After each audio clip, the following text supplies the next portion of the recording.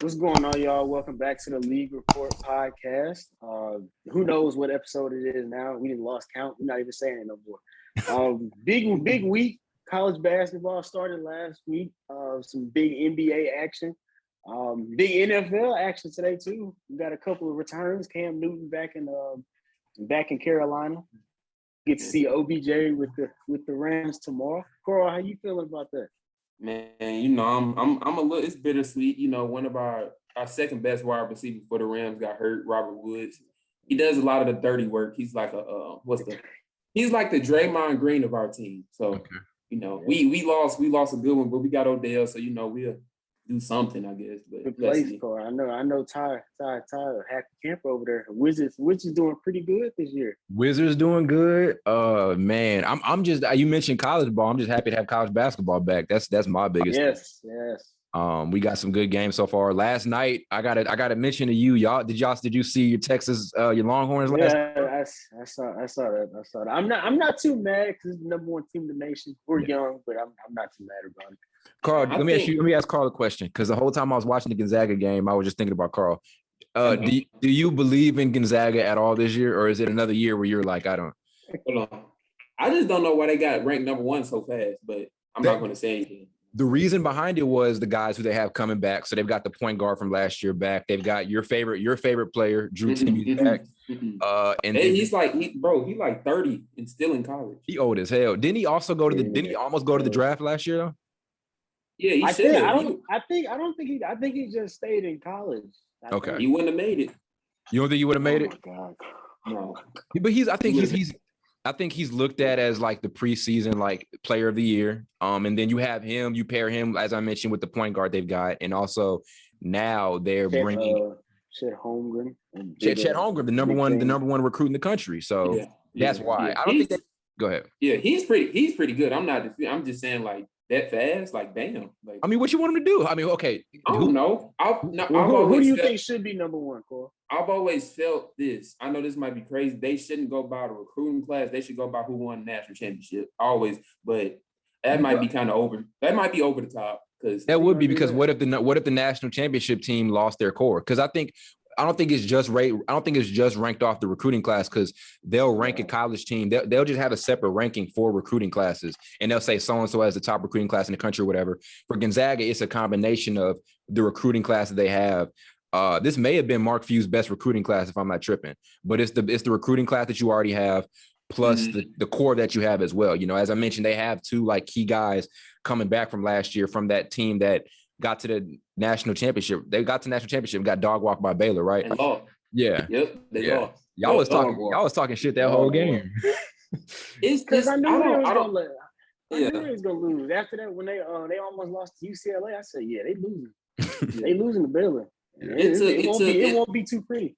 Yeah. It took a great shot for them to beat UCLA, but my problem with them is their conference is so weak to me. Yeah. Their conference is terrible. Like, bro, if they was in the SEC, ACC, or them, prestige basketball conferences, they wouldn't be going undefeated or barely losing. They wouldn't go undefeated, but I think they'd still be an elite team. I really think that. Yeah. No, they would. They would. I just think their conference is boo-boo. It is boo-boo. You look at Mark Few's winning percentage, it's like 800. It's like so inflated. It's so inflated. I like Mark Few, though. He's a hell of a coach, but that winning. I'd like to see him in Mark Few got either. Oh, come on, Carl. Boy, I'd like to see them either Pac-12 or Big 12. That's probably the only. I think that's only the only two really conferences they can. I think those are the only two conferences they can probably get in based on where they are. Yeah, Oregon pretty. Where Gonzaga's in where? Washington.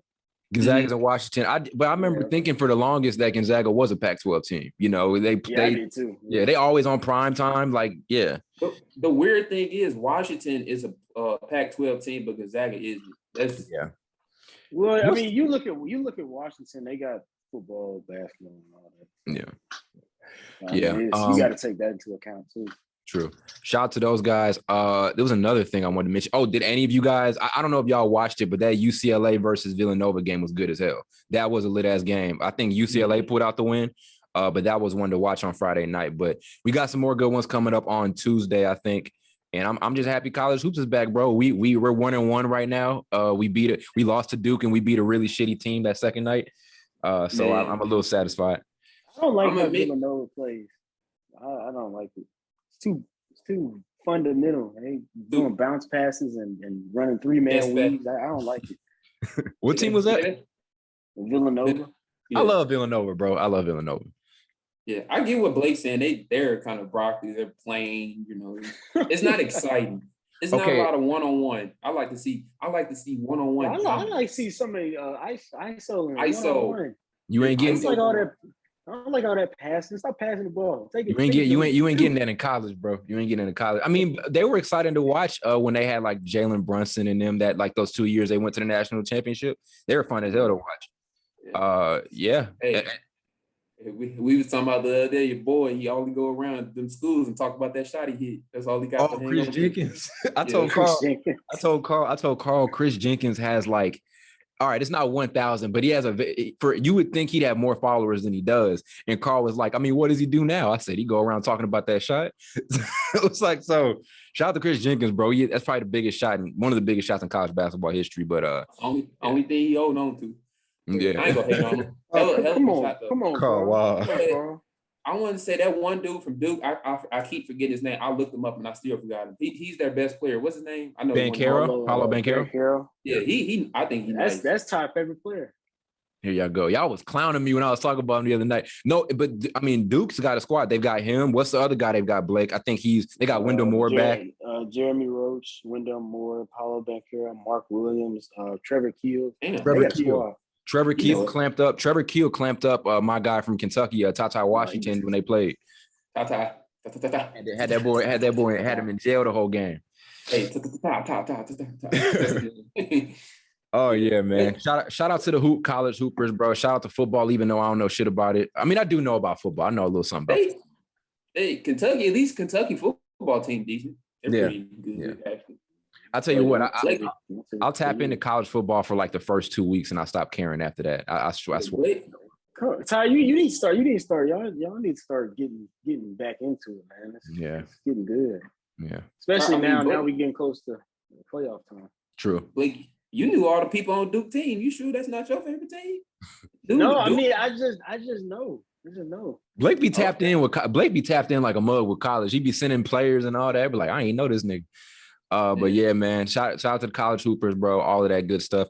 So to NBA, last night, I don't know if you guys were able to see the game, but I saw it. It was Cleveland versus Boston. And it was funny because I texted you before. We wanted to talk about the Cavs because at that time, I think they were like maybe 6 or 7 in the East at that particular time. And then right on cue, they come and get a big comeback victory against the Boston Celtics, who just came off of a big win on Friday against the Bucks. So it wasn't like they were playing this Celtics. I mean, if you ask Celtics fans, they say they had it figured out after Friday night, but obviously they don't have it figured out because they went in Cleveland and got beat. But what happened was Cleveland came back late third quarter, major comeback. Cedi Osman defensively was amazing, and he made a lot of huge plays. And Evan Mobley, who me and Carl talked about a little bit before the episode started getting recorded, was huge. He went at Jason Tatum a couple of times in the post, made big defensive plays, and Cleveland's defense is what pretty much carried them throughout that third quarter onto the rest of the game, and that's the reason they were able to win. And it all came down to Darius Garland free throws after he got to the basket. I forgot who fouled him, and they ended up picking up the win, and right now they're sitting at the number 4 spot in the Eastern Conference. Let me name a couple of things they've done this year. One, they have wins against the Celtics, the Knicks, the Raptors, the Blazers, the Nuggets, and the Hawks. They've been efficient this year. I think they're like within the top half of the NBA in terms of field goal percentage, top 10 in assists per game, and top 5 in defensive rating. What are we thinking about Cleveland's early start to the season? I want to ask Carl this one first. Give him a week. Oh my God, bro. That's all I got to say. I'm serious. Just give him a week. And that 9-5 become like what? 9-8? I don't know. I remember many games they play next week. They'll be 500 before you know it. So don't. I hear what you're saying because them stats sound good. Give them a week or 2 weeks, and if they still good, I'll give it to you. But now I'm gonna wait and see. Okay. Why can't you be optimistic about them, Carl? Because I've seen them do this the last 2 seasons. They start off good and then they start losing out of nowhere.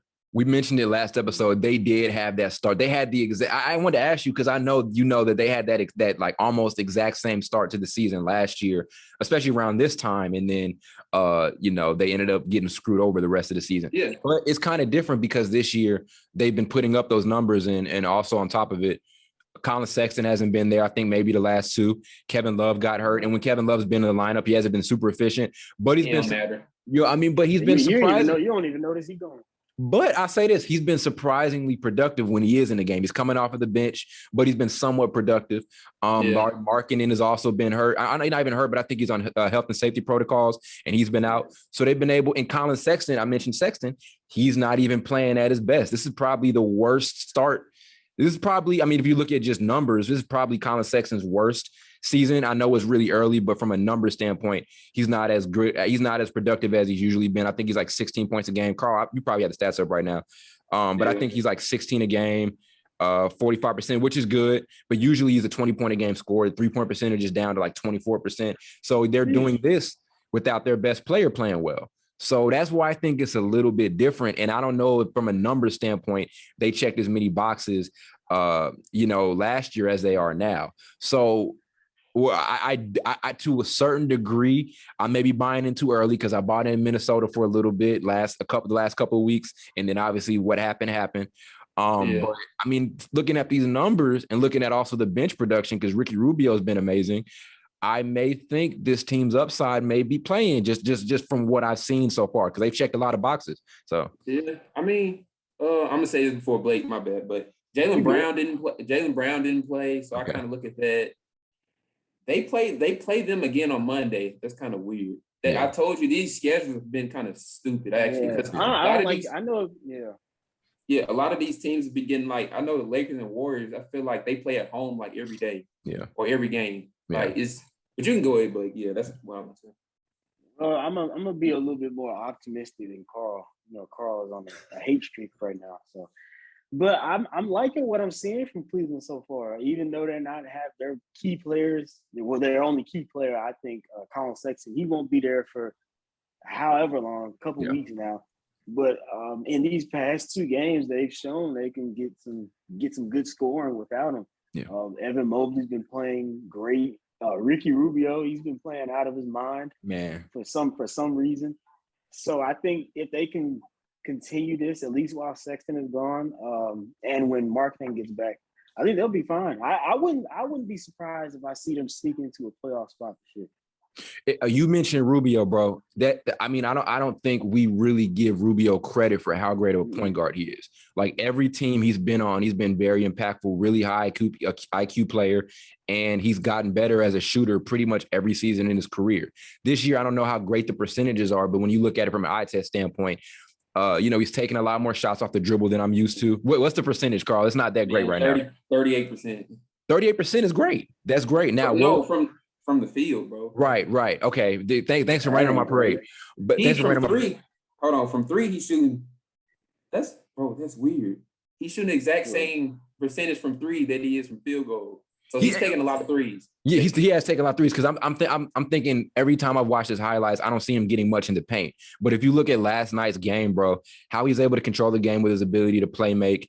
He made some amazing passes and amazing reads. And as I said, he's that traditional type of point guard that I just don't think gets admired in the NBA today. People don't really – one of those guys that can take over a game with his ability to pass, right? Chris Paul is one of those guys, but Ricky Rubio last night made some of the most clutch plays, some of the most entertaining clutch plays were some of those passes he was able to make. I remember there was a play where he looked off somebody on defense on the baseline and then threw a lob to, I think, Jared Allen for a dunk, and it maybe tied the game or cut the score to 2 or something like that. So he's a very productive point guard. He's a very productive point guard, and I think he deserves a lot of credit for that. I'm sorry to cut y'all off, but just saying that made me remember he outballed Russell Westbrook in that first round, when Utah played OKC. Yeah. So he's had his moments. Yeah, he's definitely he played with Kevin Love. I think people forget that he kind of made Kevin Love. I'm not going to say he made Kevin Love, but he made him better, obviously. Yeah. But I don't think I've ever seen a player shoot 37.8% from field goal range and then 37.8 from three. That's weird. I've never seen that before. Trust me, there's a lot. I've looked at some of these dudes' stats this year. There's a lot of guys. There's a lot, actually. I've been looking at numbers. I'm like, what is wrong with this? That's their fault. He made everybody feel like they him. Yeah. But yeah, man, I mean, it's great to have a mature point guard. And I also think a guy, going back to the point guard thing, a dude who just, as far as young guys, we never really mentioned him a lot. Darius Garland was amazing too, and they ran lineups with him and Rubio on the floor, and that worked perfectly. But his ability to get to the rim, his handle, his shooting, his sharpness, he's a very polished player. We've seen that year in and year out. And obviously, I think there's a level I want to see him take his game to as far as scoring goes. I feel like he's been like 15 and under, or within like I think he's got 20 point per game level talent, but he hasn't really gotten there just yet. Do you think so, Blake? I think so. I think so with his ability to shoot in his bag. I think maybe 18, 20. I think that's like I'd say 18. I'd say 18. I don't know about 20 yet. Okay. If he's still playing alongside like Sexton and some other school, I don't know if he's gonna get to 20. It's just the fact they play in Cleveland. That just throws me off as a whole. Cleveland. that was your squad a couple years ago when LeBron was there. Don't forget. Man, you know good and well. I told you this. I don't care what team that's on. He can leave. I really don't care about him. Yeah. Dang. I don't care about the Lakers. Yeah, true. I respect that though. At least he's true. He's been very consistent with that since maybe freshman year in high school. So I give him that. I think it's ironic how I get made fun of for my team. My favorite team, but Karl, we just give Karl a pass for just being a LeBron fan. And the fact that you have a Cavaliers jersey, and then you have a Lakers jersey too. Wait. See, it's different though. I'll tell you that. You, on the other hand, you will have like 3 different teams just in case one lose. You make another one. I know what you do. I used to do the same thing. I only got 2 teams. You know that. Okay. Guess who's been really consistent though? Like I got one favorite team. I got my favorite players to watch, but I got my one favorite team, and we first in the East right now. We ain't gonna talk about it too much, but I've been consistent. I give that. How many weeks you give weeks you give us till we fall off? Cause I know you got a number in mind. I don't think you go fall off. No. Give him 2. Give him 2. 2 weeks. I don't think you go fall off. I watched you play. Okay. I don't think you go fall off. I think you. By the end of the year, I think you all will be a 4th seed. Okay. Damn. That's pretty damn good. It's because the way you all play the same way that Nets team played before they got Kyrie. Yeah. Yep. You kind of play. It's a lot of young dudes that can just score the ball flat out and can shoot. And you've been doing this without really Bradley Beal even like playing well. That's why I know you're going to stay. You're going to maybe drop a little bit, but you're still going to be Beal's also going to be out for a minute. Rest in peace, his grandma. That's why he's been out. But he's probably been out the last 2 games. He's going to be out the next one. But we've been able to manage. I mean, what other guys? Are we comparing the Wizards to the Nets now? My goodness. No, he mentioned that old Nets team. No, we ain't doing that. I'm trying to think. What else? What else do we want to see from Cleveland? I think also, the defensive thing is something that's very interesting to me because we spent an entire half of an episode maybe talking about how good they're going to be defensively when they have Lauri Markkanen out there with Evan Mobley and Jared Allen, and if they're going to be able to switch and all of that. And they got off to a solid defensive start even when Markkanen was there, having those 3 big guys out there. And that's a lot of credit goes that just shows you how great of a defender Evan Mobley is in his rookie season. He can guard 5 positions, and he's showing that right now. He is the best defender on this team. Some people are going to say Jared Allen. I'm saying Evan Mobley for the mere point that he can guard multiple spots. To me, if you're just a shot blocker versus a big who can guard multiple positions and can block shots, I'm gonna give the edge to the guy who can guard multiple spots. And then we've seen Evan Mobley do that this season, and he's been a big reason as to why they've been a great team on the defensive end. So that's something to keep an eye out for too. I don't know how long they're gonna be able to keep it up, but rarely do you see a young team be this good on the defensive end. You never really see it. When things kind of start to fizzle out and everything starts to fall back into place as far as the season goes, the best defensive teams are always going to end up being like the more elite teams or the 5 or 6 seeds or whatever. You know what I mean? So the defense has been pretty impressive so far for this team. He's averaging 16. I know that on 50% shooting. So it's pretty good for a rookie. He's definitely. He might be one right now as far as that rookie of the year ladder. He is rookie year ladder. He's in front. Yeah, I think he's in front. Scotty's making it tough, though. Scotty is making it tough. Yeah. Yeah. And Cade's finding his rhythm too. We talked about it last episode. Cade is finding his rhythm. I think he only had 10 points last night, but he closed the game out against Toronto and he's starting to find his stride. So that rookie of the year race could end up becoming like a 3-man race for real. Like when we think about it, I think we can end up having a situation like that. So yeah, man. You think we can see a 3-man tie and they all get the trophy? I would love to see like a Cole rookie of the year thing, but they ain't gonna do that no more. They don't do Cole MVP or rookie or awards, period. That stuff hasn't probably happened since like the 80s or something. Yep. They did Cole rookie of the year some years ago, 2010s, I know. Yeah. Yeah, did they? Who was it? I think so. You're right. They did. Who was it though? I forgot. NBA Cole rookie of the year. Let me look that up. They could have they really could have done it last year with LaMelo and Anthony Edwards. They should have. I think they should have. I don't think they did last year. With, not last year, but it was a year in the 2010s. You said 2010s. Oh yeah, Elton Brand and Steve Francis. Good looks, Blake. Wow, I didn't know that. Elton Brand and Steve Francis on Cole Rookie of the Year. None of them like really reached their absolute prime either. Wow, how about that? Yeah. You'd be surprised. A lot of these dudes don't reach their prime win Rookie of the Year, like Tyreek Evans. Yeah, true, man, true. Do you think? All right, I don't know how good our memory is on this. Is kind of like a side topic, but since you mentioned that, this may be a little bit tough. Who's a rookie of the year who never reached? I got one in mind that we may all know, but who's a rookie of the year who never reached their potential?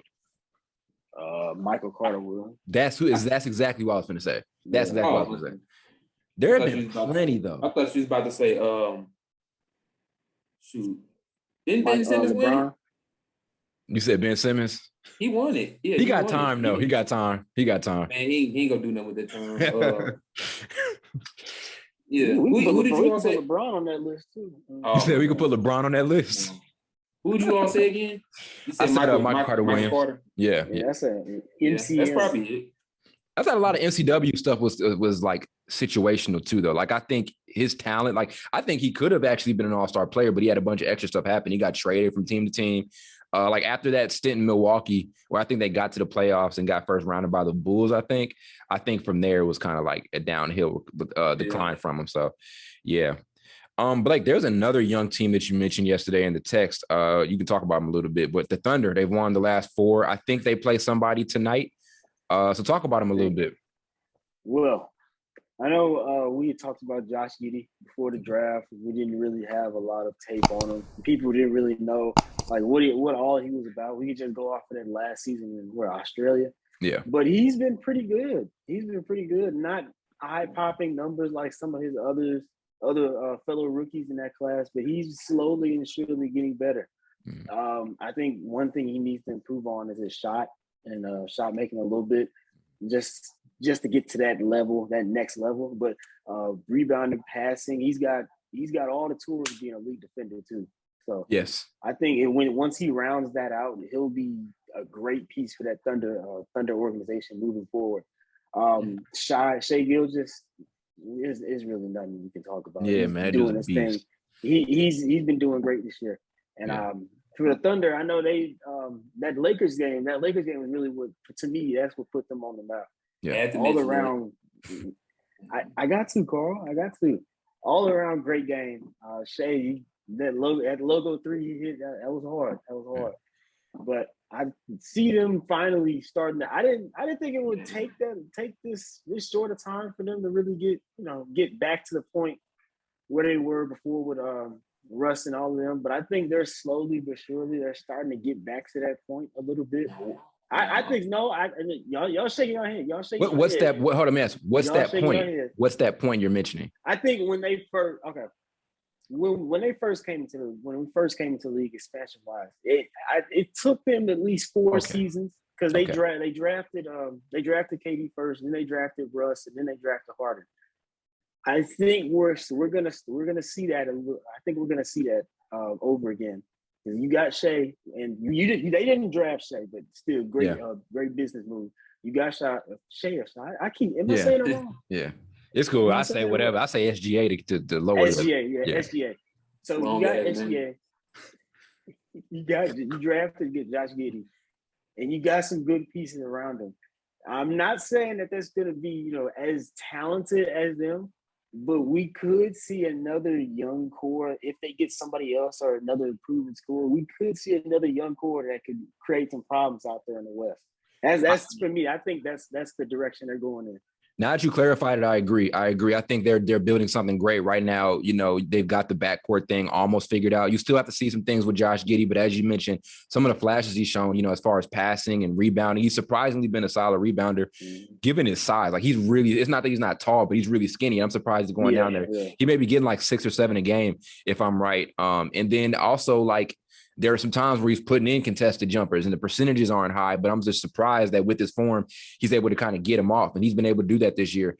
And also Darius Bazley is another young guy who never really gets talked about on this team. I think their best defender, he's going to get a test tonight because I think they play Brooklyn. That may end up snapping their little win streak, but he's going to get a good test. But we know him as a guy who can defend.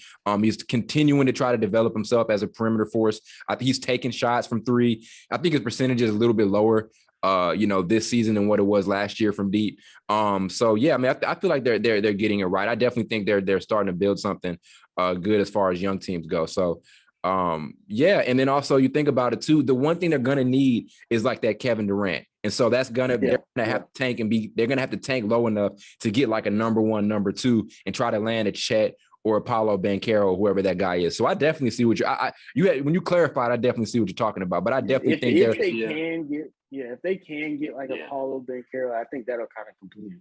Do you think so? Develop those 3. You got your playmaker, you got your scorer, and then you got your whatever he is. He can basically do all of it. Yeah, that's your core right there, and build around that. Yep.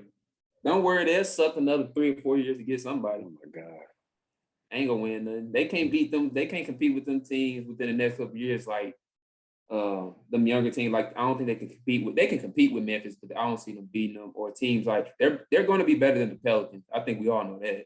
I think the Pelicans they off to a terrible. They 1-12, bro. They are. I think I feel like the Pels will. Well, a lot of it's going to depend on the Zion thing. A lot of it's going to depend on the Zion thing. Not even his health, but if he wants to be there, you know what I mean? Like he don't want to be there worth the damn. So I don't think he wants to be there because it's a lot of food down there. That's the worst place to be. Oh my God. I'm just saying. Food everywhere, Karl. No, but it's a lot of food. It's a lot of food in New Orleans. That's all they think about down there. Yeah. We'll see. But I definitely agree. I think they're moving in the right direction. They drafted well. They made the right moves. They're investing in their future. We all know Sam Presti is committed to that part of the game. And they're doing a great job with it. So I definitely, and I don't know how long this win streak is going to take, but the thing about it is we want to see development. We want to see these guys get the opportunity to show off their stuff against those elite teams. And we saw Shai do it. We saw Josh Giddey do it a couple times this year so far. We saw Darius Bazley do it a couple times. We want to see Jeremiah Robinson-Earl kind of make that step. He's had games where he started, but he's one of my favorite prospects from that last draft, or one of my favorite players from that last draft, because I just think he's got a great NBA skill set as a big man and hasn't really shown it off a ton just yet. But you even talk about Lou Dort, I mean, he's not efficient, but he's starting to grow as an offensive player. Yeah. So yeah, man, we'll see what happens. Yeah, I don't know with them though. They get good teams and they get star players or make them star players and then they end up losing them. So I'm gonna look at Sam Presti if he ain't able to keep SGA. That is another part. SGA looks like he want to be there. Yeah, you'll be surprised. Yeah, you never know. Yeah, you never know. I wanted to do this with you guys too. I always like doing the trade stuff. I know it's really early into the season, but it's weird because I feel like there's so many like unanswered questions we got out of the offseason. There were a lot of guys we wanted to see moved that didn't get moved, and we still think they need to get moved to this day.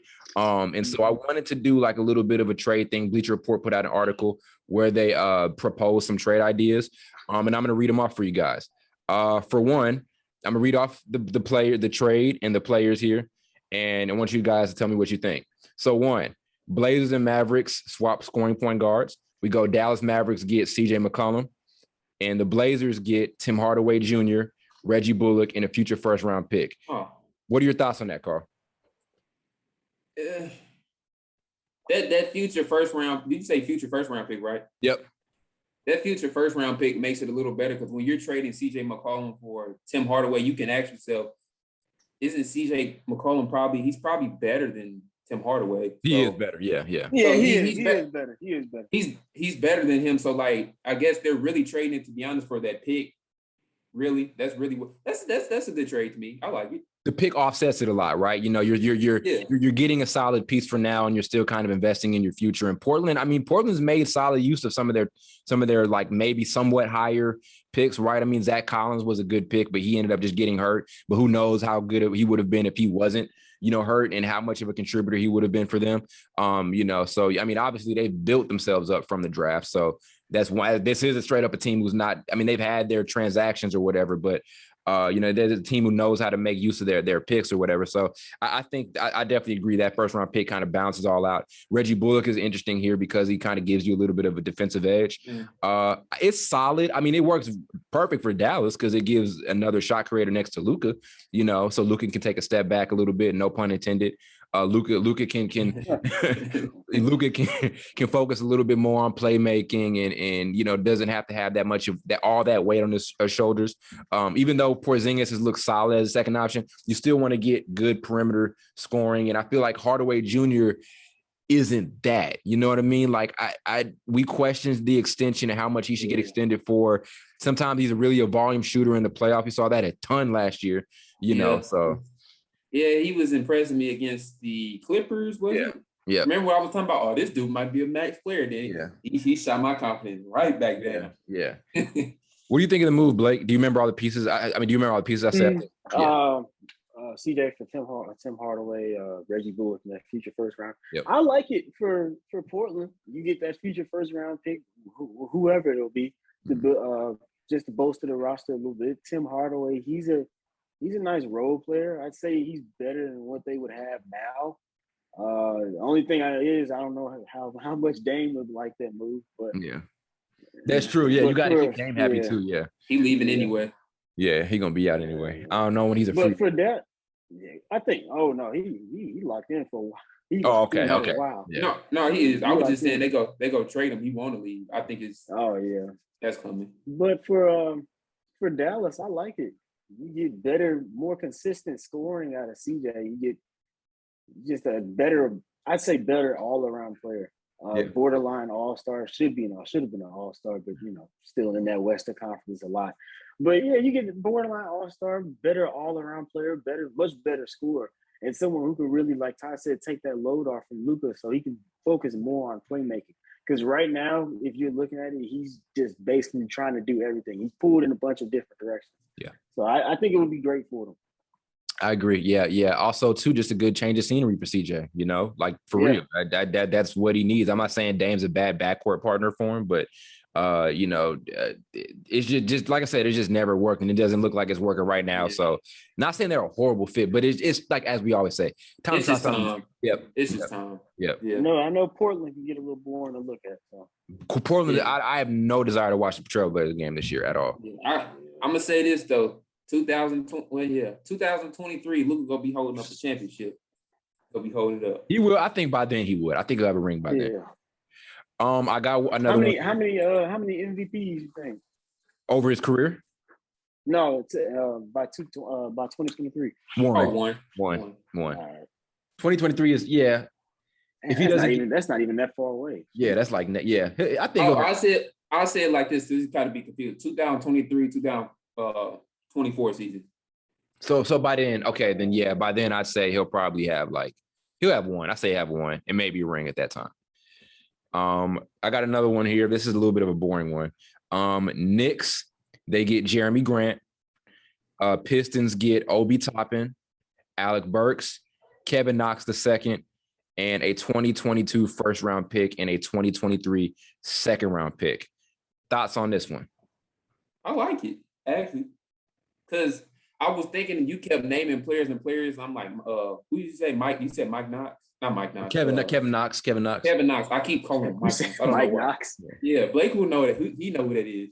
But you named that pick, that 2022 first round pick, and then next year's pick. I mean, what other pick was it? 2023 second rounder. So 2023. Yeah, that's pretty good based off the picks. Actually, like you said, they balance. Yep. Whatever players you give them, they balance that out because you don't never know what those picks can turn into. Because Jerami Grant, pretty good player for the Pistons, so I think that'd be a good deal for them.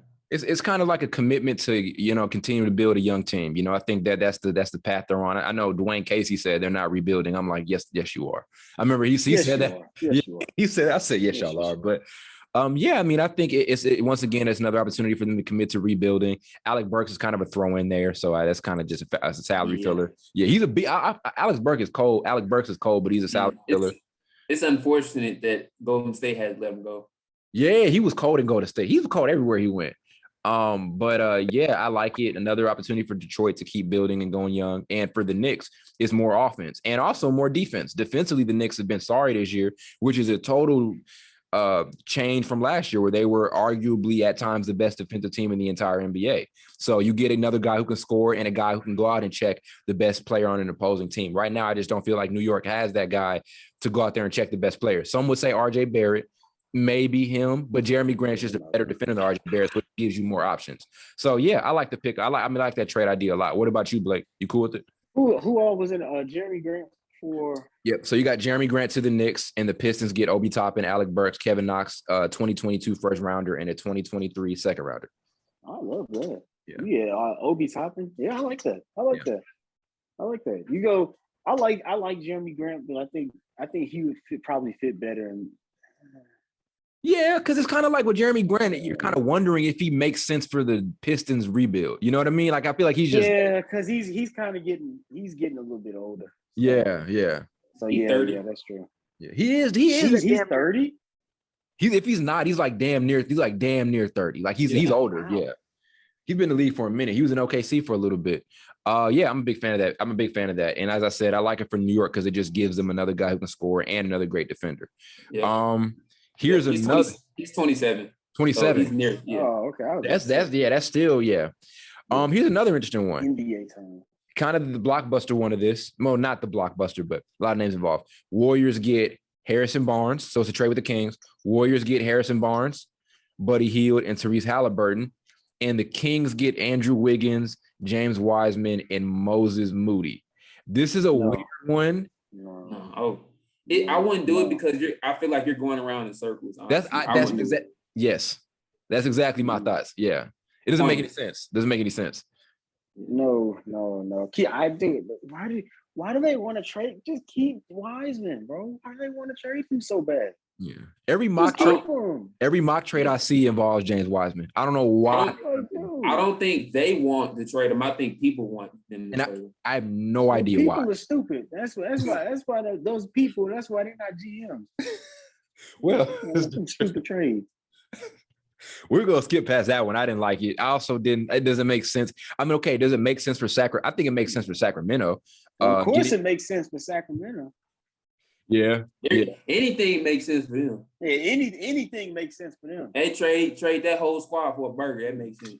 I think the inclusion of Moses Moody for Sacramento is good too, because I just think Moody's one of our favorite prospects from the draft. I think collectively, I think we all were really big fans of Moses Moody out of the draft. And I feel like throwing him in there just gives him because I don't think he's going to be in the rotation at all for Golden State. It's just not going to happen, especially when Clay gets back. He's just going to be pushed deeper to the bench. I think it's good for him to kind of develop a little bit more. I think it's always weird though. On the flip side, it's always weird when rookies get traded their rookie year. Like that's always weird to me. So, and I didn't think it happens a lot. So I don't know. I'm not a big fan of that one at all. So we'll move past that one. That trade's trash. Last one we have a 3-teamer. We've got the Celtics get Karl Anthony Towns. The Sixers get Jaylen Brown and Patrick Beverley. And the Timberwolves get Ben Simmons, Robert Williams.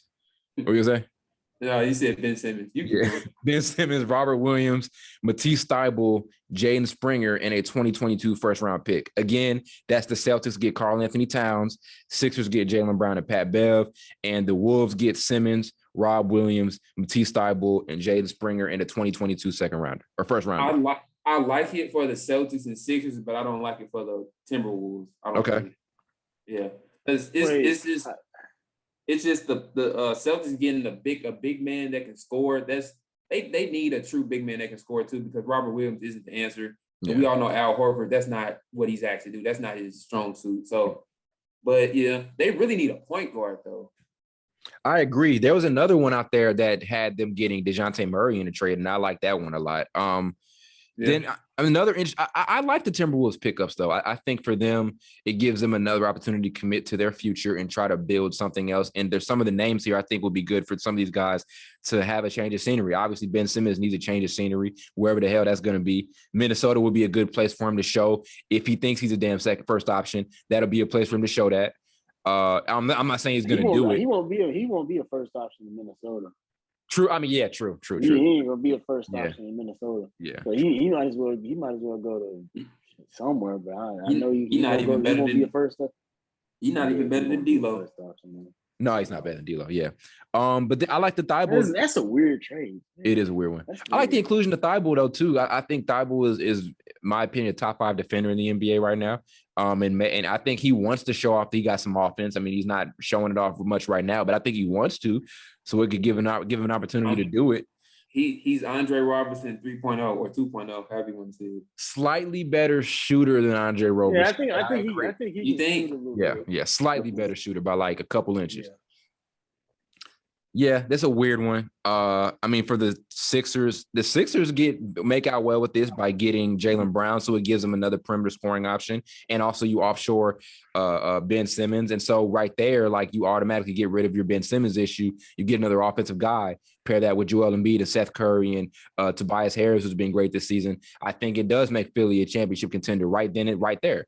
So immediately, boom, you've wiped out the Ben Simmons issue, which is just no matter what happens, is going to plague them for the entirety of the season, no matter how good they say they are right now. This is going to be something we're going to talk about with Philly the entire year unless he's traded. So you get rid of the Simmons issue and get another guy who can score. And Pat Bev gives you another good defender. I don't know how much he's going to be in the rotation. I don't know how much he's going to play in Philly, but he's just going to be there, and he can be a good motivational factor for the other guys. So yeah, I mean, you put it out like that, it makes sense, and just if you can make it make sense, I guess it makes sense. I know that sounds stupid, but to me it makes the most sense probably for the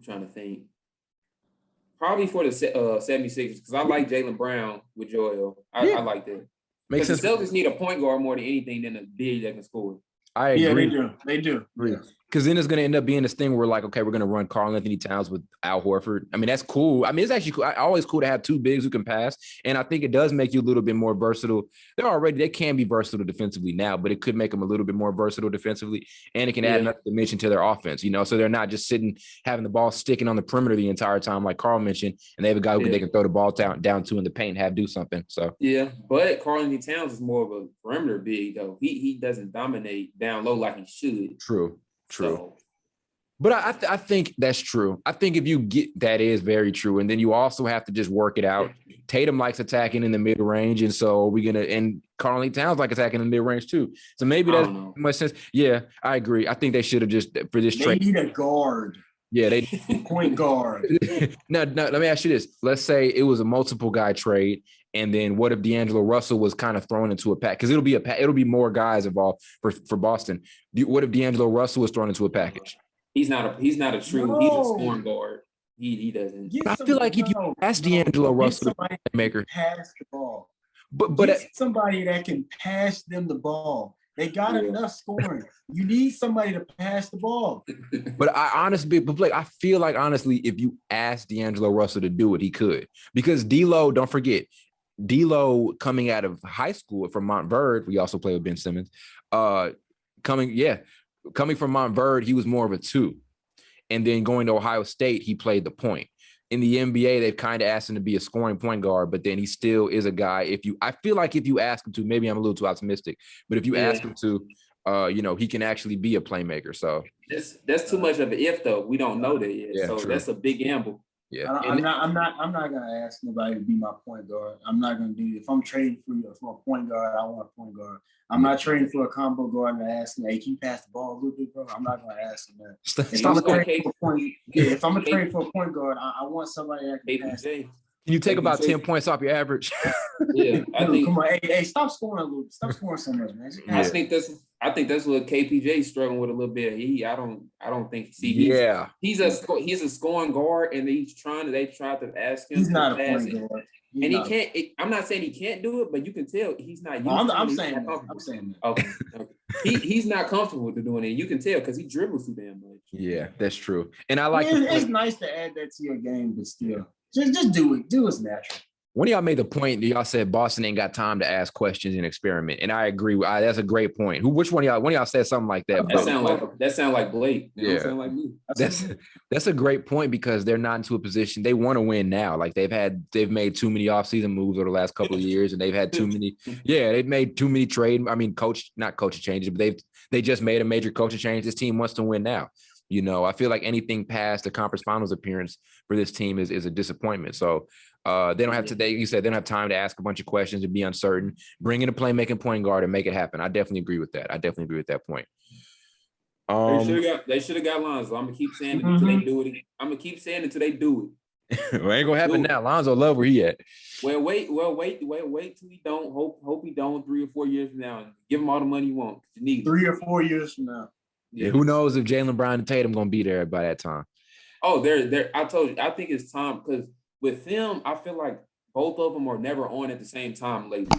For some reason, the last year or so, maybe to start off at first. Yeah. But I feel like in a way, him and Jalen Green, they be like going tit for tat for each other, just playing like team basketball. I'm like, y'all on the same team, bro. Like, the ball sticks way too much. It's really painful to watch. That happened a bunch last night.